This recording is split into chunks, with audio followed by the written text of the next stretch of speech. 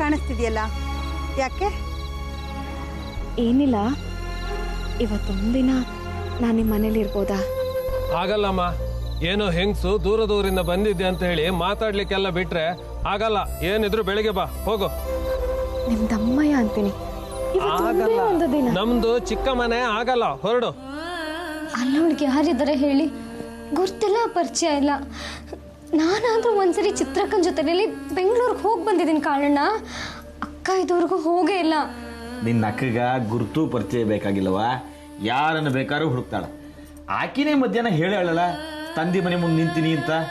ಅಷ್ಟು ಹುತ್ತಾಕಿಗೆ ಯಾವ ತೊಂದರೆನೂ ಆಗುದಿಲ್ಲ.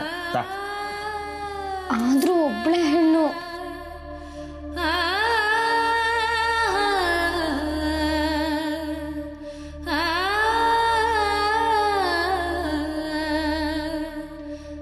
ಇಲ್ಲಣ್ಣ, ನನ್ನ ನಂಬಿ.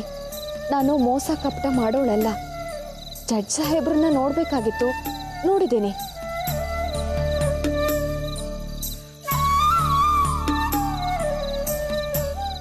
ಅವ್ರಿಗೆ ನನ್ನ ಪರಿಚಯ ಮರ್ತು ಹೋಗಿದೆ.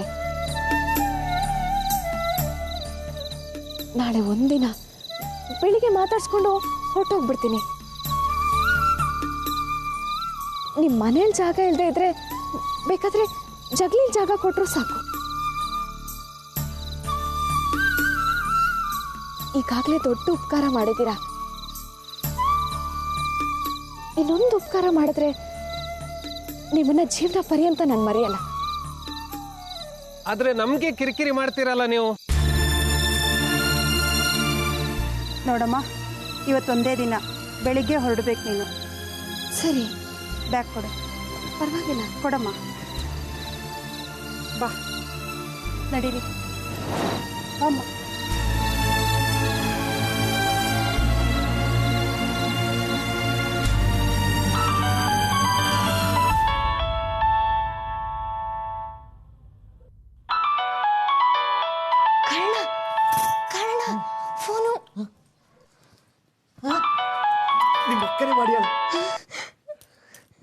ಹಲೋ ಮಂಜಕ್ಕ.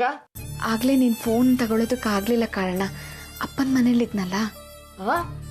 ನಿಮ್ಮ ಅಪ್ಪನ ಮನೆಗೆ ಹೋಗೇನು?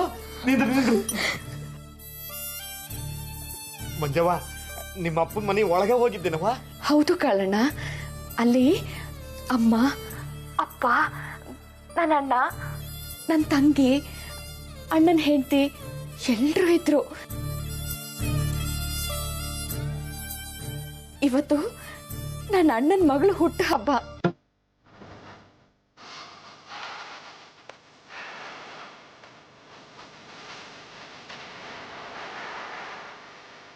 ದೊಡ್ಡ ಕುಟುಂಬ. ನನ್ನಪ್ಪ ತುಂಬಾ ದೊಡ್ಡ ಮನುಷ್ಯ. ಎಲ್ರಿಗೂ ನ್ಯಾಯ ಕೂಡ ಜಡ್ಜು.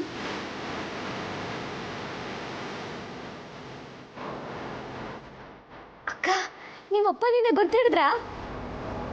ಹ್ಯಾಕ್ ಗುರ್ತು ಹೇಳ್ತಾರೆ ಹೇಳು ಕಲ್ಪೆ? 23 ವರ್ಷದ ಹಿಂದೆ ಚಿಕ್ಕ ಮಗು ಆಗಿದ್ದಾಗ ಕಳ್ಕೊಂಡಿದ್ದಲ್ವಾ?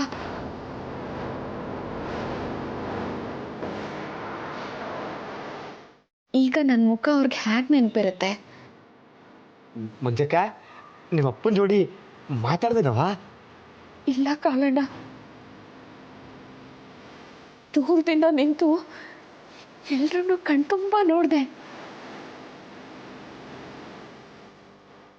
ನನಗೂ ತಿಂಡಿ ಕೊಟ್ರು. ಮತ್ತ ಕಡೆಗೆ ಅಪ್ಪ ಬಂದ್ರು. ಅವ್ರನ್ನ ನೋಡಿ ನನಗೆ ಮಾತೇ ಹೊರಡ್ಲಿಲ್ಲ ಕಾಳಣ್ಣ.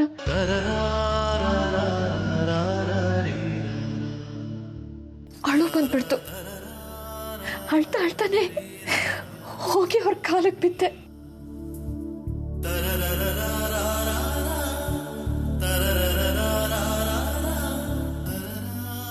ಈಗ ಎಲ್ಲಿದ್ದೆ ಅಕ್ಕ? ಅವ್ರ ಮನೆ ಕಾಯೋ ಸೆಕ್ಯೂರಿಟಿ ಮನೇಲಿದ್ದೀನಿ.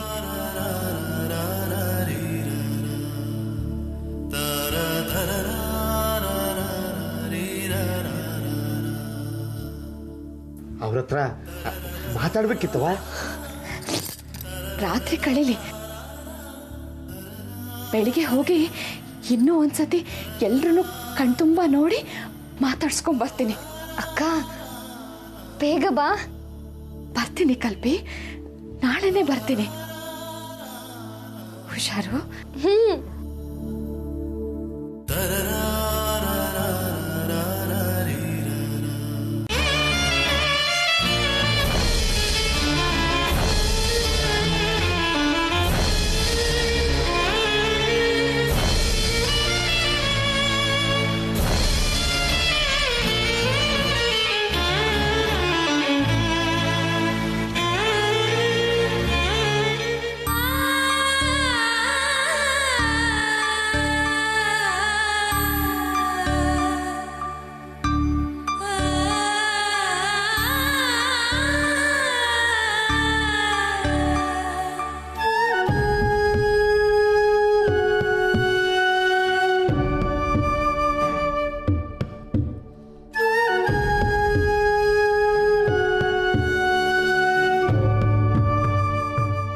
ಏನ್ ವಿಷಯ ಅಮಿತಾ?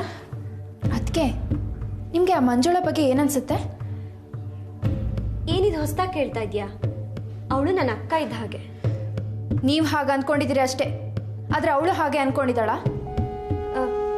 ಈ ವಿಷಯದಲ್ಲಿ ನನಗಂತೂ ನಂಬಿಕೆ ಇದೆ, ಆದರೆ ನನಗಿಲ್ಲ. ಯಾಕೋ ಆ ಮಂಜುಳ ಡಬಲ್ ಗೇಮ್ ಆಡ್ತಾ ಇದ್ದಾಳೇನೋ ಅನಿಸ್ತಿದೆ. ಛೇಚೆ, ಸಾಧ್ಯನೇ ಇಲ್ಲ. ನಿನಗ್ಯಾಕೆ ಈ ಸಂಶಯ? ಇವತ್ತು ಒಂದು ವಿಷಯ ನಡೀತು ಅದಕ್ಕೆ. ನಾನು ಅದಕ್ಕೆ ಕೋಣೆಗೆ ಹೋಗಿದ್ದೆ ಇವತ್ತು. ಚಿತ್ರಕ್ಕನ್ ಕೋಣೆನಾ? ಅದಕ್ಕೆ ಅದ್ಯಾವುದೋ ಚೀಟಿಲ್ ಬರ್ದಿದ್ದ ನಂಬರ್ಗೆ ಫೋನ್ ಟ್ರೈ ಮಾಡ್ತಾನೆ ಇದ್ರು. ಅಯ್ಯೋ, ಚಿತ್ರಕ್ಕನ್ಗೆ ಫ್ರೆಂಡ್ಸ್ ಜಾಸ್ತಿ ಅಲ್ವಾ? ಯಾರಾದರೂ ಬಾಯ್ ಫ್ರೆಂಡ್ ಇದ್ರೂ ಇರ್ಬೋದು. ಆ ವಿಷಯ ನಮಗೆ ಹಾಕ್ಬಿಡು, ಏನಾದರೂ ಮಾಡ್ಕೊಂಡು ಹೋಗ್ಲಿ. ಹಾಗಲ್ಲ ಅದಕ್ಕೆ, ಅದು ಅವ್ರ ಫ್ರೆಂಡ್ ನಂಬರ್ ಅಲ್ಲ, ಮಂಜುಳ ಊರಿಗೆ ಹೋಗುವಾಗ ಕೊಟ್ಟ ನಂಬರ್ ಅಂತೆ. ಏನು? ಚಿತ್ರಕ್ಕನ್ಗೆ ಮಂಜುಳ ಯಾವುದೋ ನಂಬರ್ ಕೊಟ್ಲಾ? ಹಾಗಲ್ಲ ಅದಕ್ಕೆ, ಇನ್ನೂ ಒಂದು ವಿಷಯ ಇದೆ. ಅದಕ್ಕೆ ಆ ನಂಬರ್ಗೆ ಫೋನ್ ಟ್ರೈ ಮಾಡ್ತಾನೆ ಇದ್ರಲ್ಲ, ಆಗ ನನಗೂ ಕುತೂಹಲ ಆಗಿ ಆ ನಂಬರ್ ನೋಡಿದೆ. ಅದು ಯಾರ್ದು ಗೊತ್ತಾ?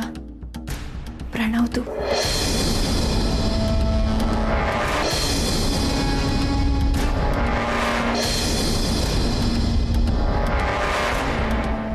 ಪ್ರಣವ್ ಬದುಕಿದಾನ?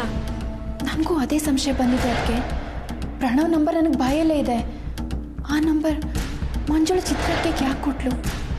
ಆ ನಂಬರ್ ಮಂಜುಳಗೆ ಹೇಗೆ ಸಿಕ್ತು? ಇದರಲ್ಲೇನೋ ಮರ್ಮ ಇದೆ ಅದಕ್ಕೆ. ಹೌದು ಅಮಿತಾ, ಪ್ರಣವ್ ನಂಬರು ಮಂಜುಳನ ಹತ್ರ ಇದೆ ಅಂದರೆ ಏನೋ ಇದೆ.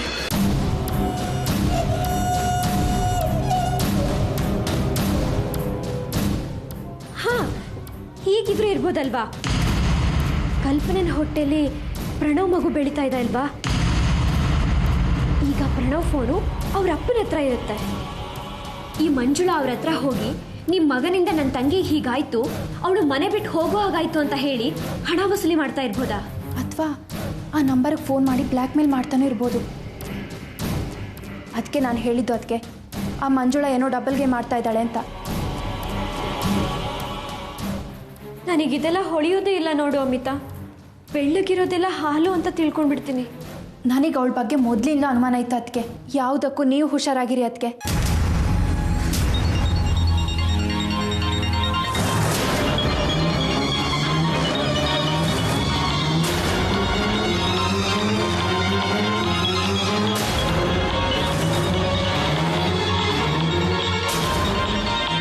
ಅದಕ್ಕೆ ಯಾರಿದು ಡೆಡ್ ಮ್ಯಾನ್? ಅದು ಅದು ಅದು ಅಶರೀರವಾಣಿನಾ? ಅಲ್ಲ, ಅಮ್ಮಾಜಿ ಕಡೆಯವ್ರದ್ದು. ಮಾಟಗಾರರು.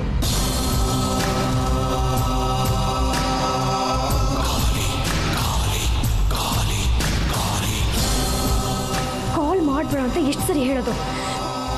ಅಮಿತಾ ಇಲ್ಲೇ ಇದ್ದಾಳೆ.